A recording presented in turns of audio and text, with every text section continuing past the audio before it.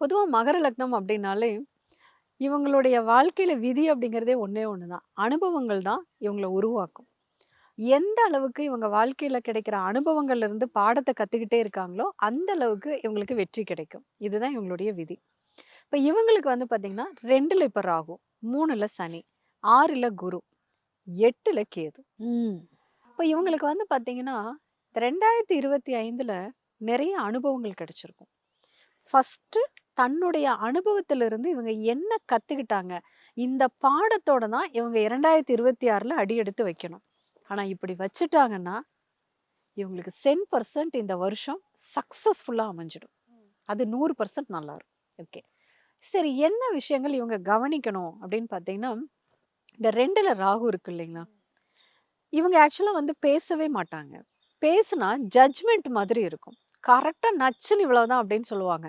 இது கரெக்ட்டா தான் இருக்கும். ஆனா, இப்போ இவங்க வந்து தன்னை அப்டேட் பண்ணிக்கிட்டே இருந்தாங்க அப்படின்னா, பேச்சுல வந்து அபரிதமான ஒரு தெளிவு இருக்கும். இவங்க குடுக்குற பாயிண்ட்ஸ் எல்லாம் வந்து பார்த்தீங்கன்னா, தனித்துவமா இருக்கும் அப்படிங்கிறப்போ, இவர்கள் பேசுகின்ற வார்த்தைகளே இவங்களுக்கு நெறைய வாய்ப்புகளையும், நெறைய இவங்களுக்கு ஆப்பர்ச்சுனிட்டீஸ குடுக்கும். அதே சமயத்துல, தான் அன்பு வைத்திருப்பவங்களுக்காக பொய் பேச வேண்டிய சூழலும் அமையும். அப்ப இவங்க கவனமா இருக்கணும்.